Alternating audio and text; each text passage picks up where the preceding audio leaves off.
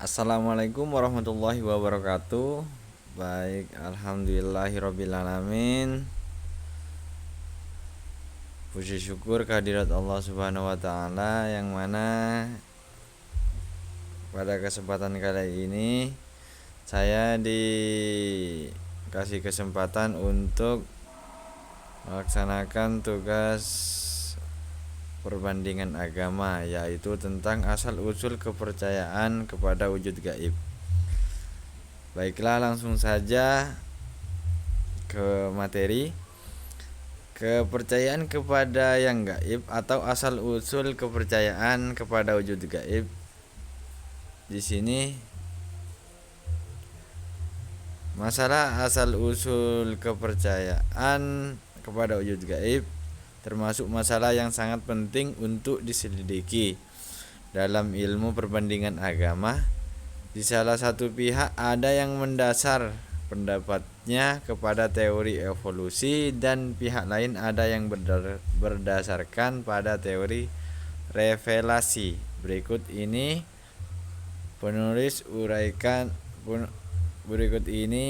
saya uraikan kedua pendapat tersebut. Lanjut saja. Yang pertama ialah teori evolusi. Membicarakan tentang teori evolusi tidak bisa lepas dari peran para antropolog. Menurut mereka, untuk menentukan kapan agama itu muncul memang sulit.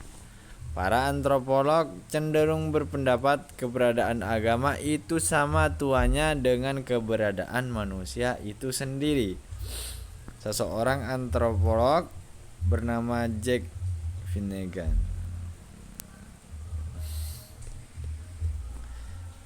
Selanjutnya, teori yang kedua ialah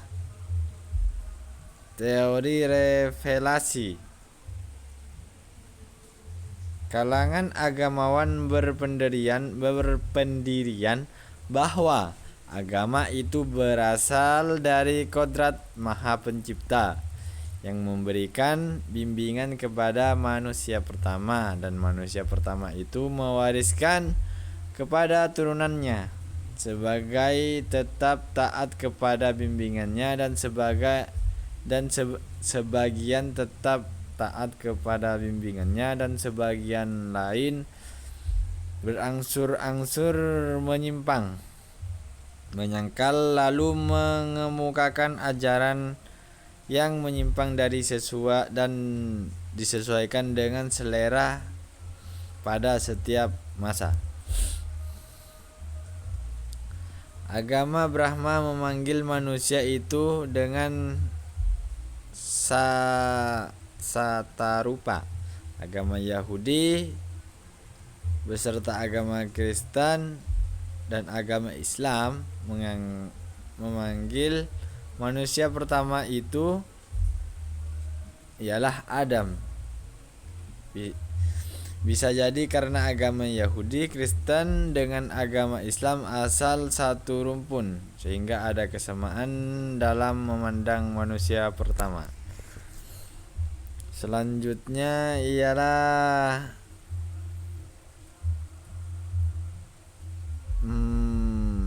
tentang masyarakat primitif. Kita kaji tentang pengertian primitif terlebih dahulu. Primitif adalah sebuah kata sifat yang menunjukkan keadaan yang sederhana, bersahaja, dan dalam Kamus Besar Bahasa Indonesia, primitif bisa berarti keadaan yang sangat sederhana. Bisa disebut dengan belum maju atau terbelakang atau masih berkembang gitu. Dan bisa juga bermakna sederhana, ya begitulah. Demikian sekilas pengertian dan asal mula penyebutan primitif serta makna dari agama primitif. Selanjutnya ialah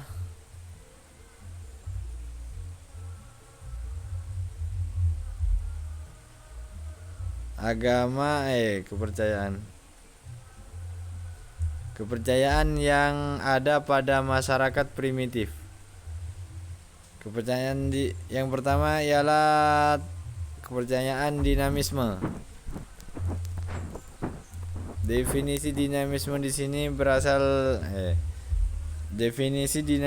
sini kata dinamisme berasal dari kata Yunani yaitu dynamis atau dynamos yang artinya kekuatan atau tenaga. Jadi dinamisme ialah kepercayaan atau anggapan tentang adanya kekuatan yang terdapat pada berbagai barang atau suatu barang, baik yang hidup, manusia atau hewan dan tumbuh-tumbuhan, ataupun yang mati seperti tanah, batu. Dalam Kamus Besar Bahasa Indonesia disebutkan dinamisme adalah kepercayaan bahwa segala sesuatu mempunyai tenaga atau kekuatan yang dapat mempengaruhi keberhasilan atau kegagalan usaha manusia dalam mempertahankan hidup. Selanjutnya Harun Sushen menyebutkan dinamisme adalah suatu paham bahwa ada benda-benda tertentu yang mempunyai kekuatan gaib dan berpengaruh pada kehidupan manusia sehari-hari. Selanjutnya yang kedua yaitu kepercayaan animisme. Kepercayaan animisme berasal dari bahasa Latin. Asal katanya adalah anima yang berarti nyawa, nafas ataupun roh. Animisme berarti kepercayaan pada roh yang mendiami semua benda, baik itu pohon, batu, sungai, ataupun gunung. Animisme adalah agama yang mengajarkan bahwa tiap-tiap benda, baik yang bernyawa maupun yang tidak bernyawa, mempunyai roh. Roh menurut masyarakat primitif tersusun dari materi yang halus sekali, yang dapat menyerupai uap atau udara, dan roh bagi mereka mempunyai rupa. Perumpamannya seperti mempunyai kaki atau bertangan, mempunyai umur dan perlu pada makanan. Roh juga mempunyai tingkah laku seperti manusia. Contohnya pergi berburu, menari dan menyanyi, dan terkadang ia dapat dilihat. Selanjutnya ialah kepercayaan politeisme.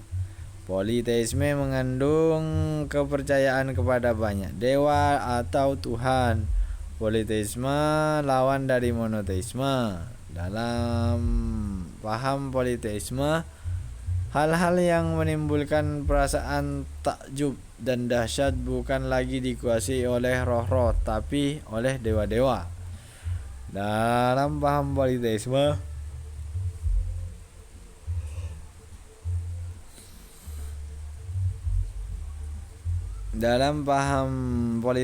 dewa-dewa telah mempunyai tugas tertentu. Ada dewa yang bertugas memberi sinar atau cahaya dan panas. Dalam agama Mesir kuno disebut dengan Dewa Ra.